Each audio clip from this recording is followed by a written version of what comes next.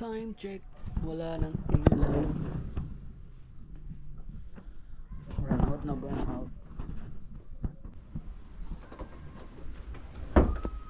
So ayan guys, may solar tayo dito. Yung mga pusa. Nakatakot kaya? Ano kayo? Ano ka? Ano ka? Shhh! Huwag dyan!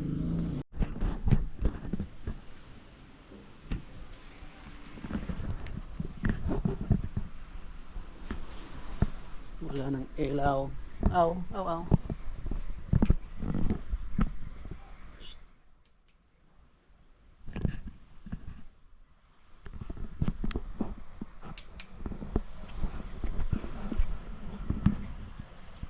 Aw. So yan, may ilaw na naman. Ayan, patayin natin yung ilaw. Patayin natin aw. Solar natin. Kasi may ilaw ka na.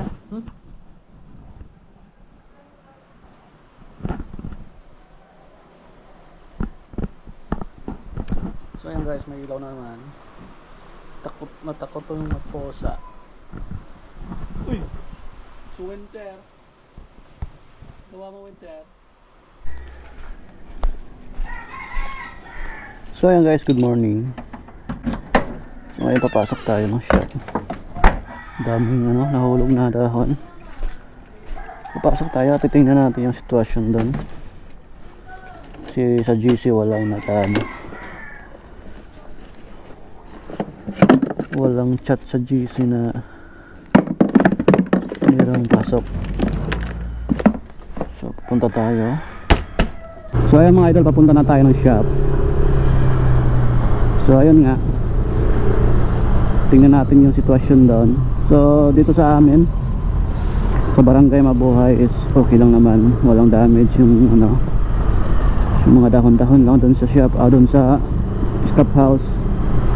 At itong ating motor ay ginawang hotel ng mga pusa. So may tabon kasi siya, may kasi siya.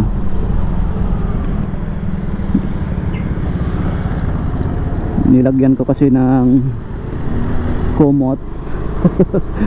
Ang ginawa namang pusa dito siya nagpatong.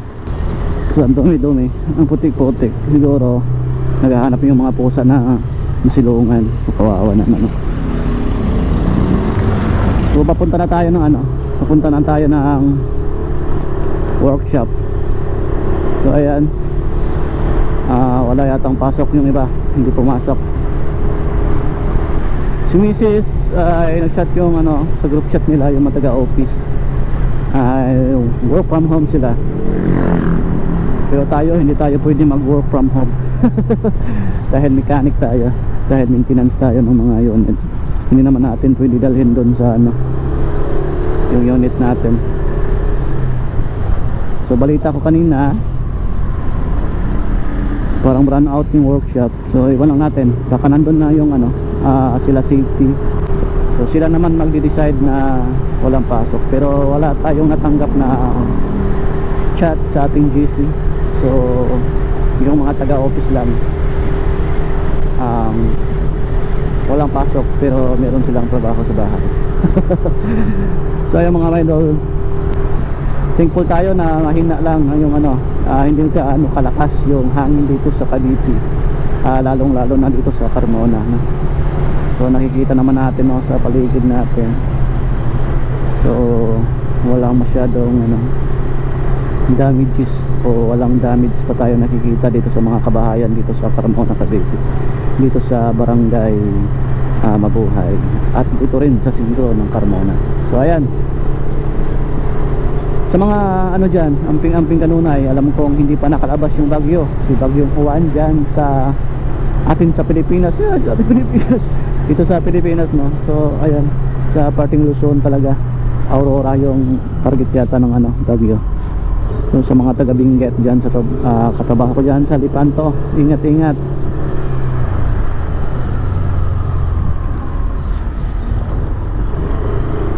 So kahapon bumabayo yung bagyo sa Masbate mga idol. So tinamaan yung Masbate doon na sa amin. So gaya nga ng na-share ko sa short video.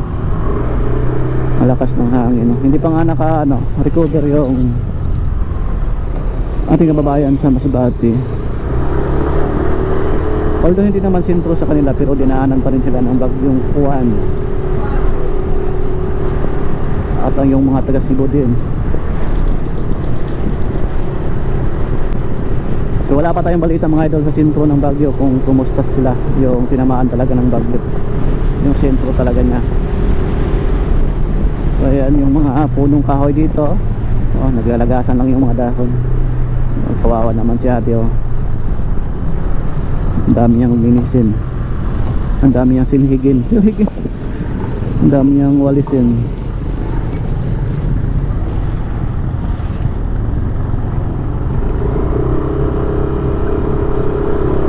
So daanan natin yung palengke ng Carmona.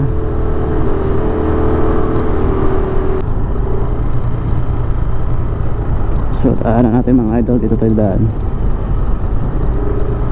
Ayan. Wala lang, ano lang, mga dahon-dahon lang, mga maduming dahon lang na nagkalagasan. Oh, pala.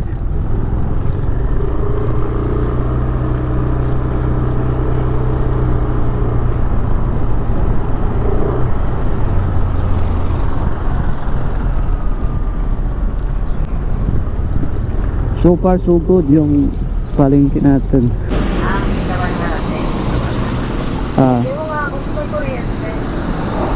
Sige, may sige. Sige, bye.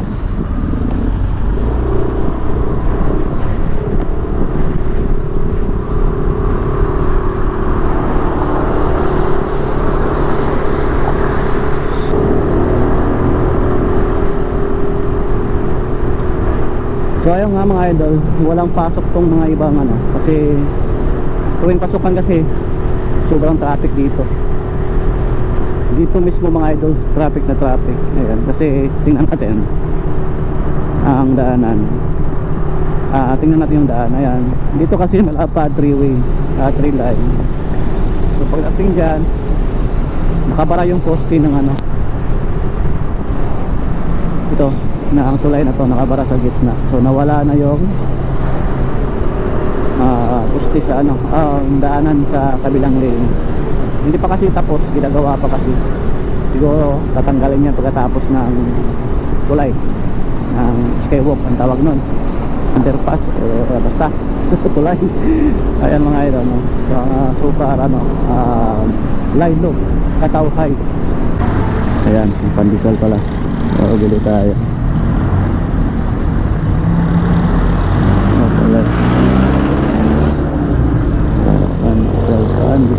Pandesal boss? Wala pa.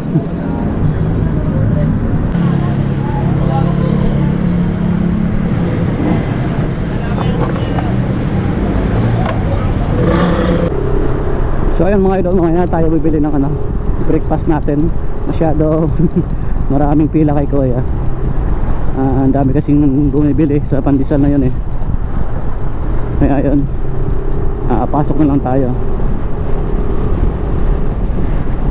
Pero ayan mga idol, wala namang gaanong dito. Iwan ko lang dun banda sa amin pala, sa workshop namin, kasi mababa yung mababa yung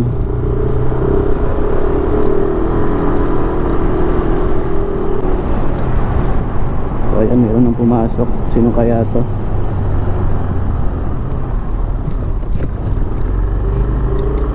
Wala pasok daw? Wala pasok?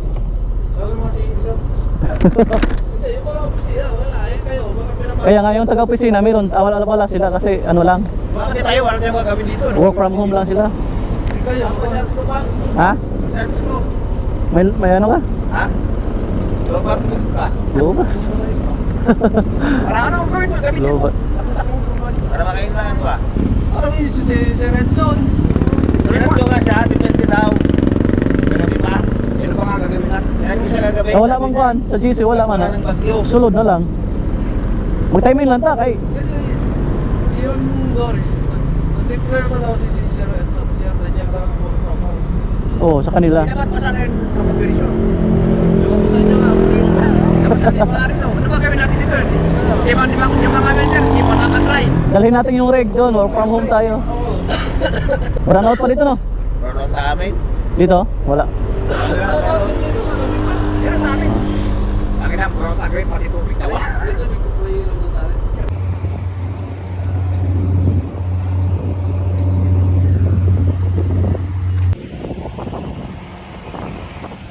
So ayun guys.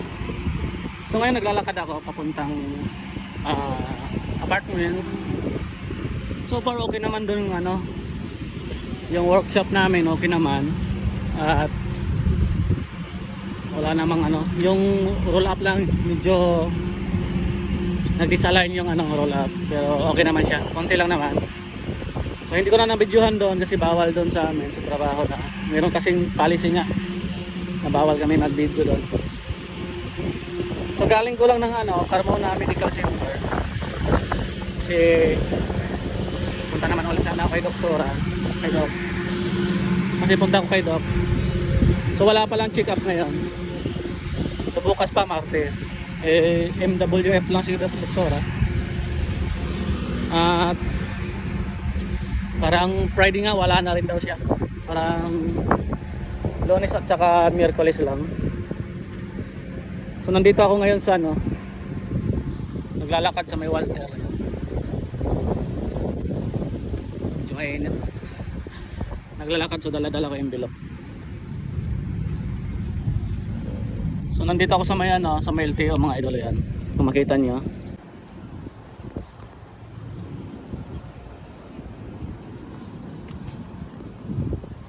So ayun mga idol, pauwi na rin ako.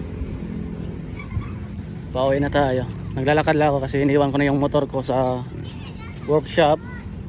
At yung sasakyan nasa staff house, nasa barracks. At hindi naman tayo makalabas kasi ano nga, hindi na natin ginamit kasi nag-tricycle na lang kung pupuntang ano, Carmona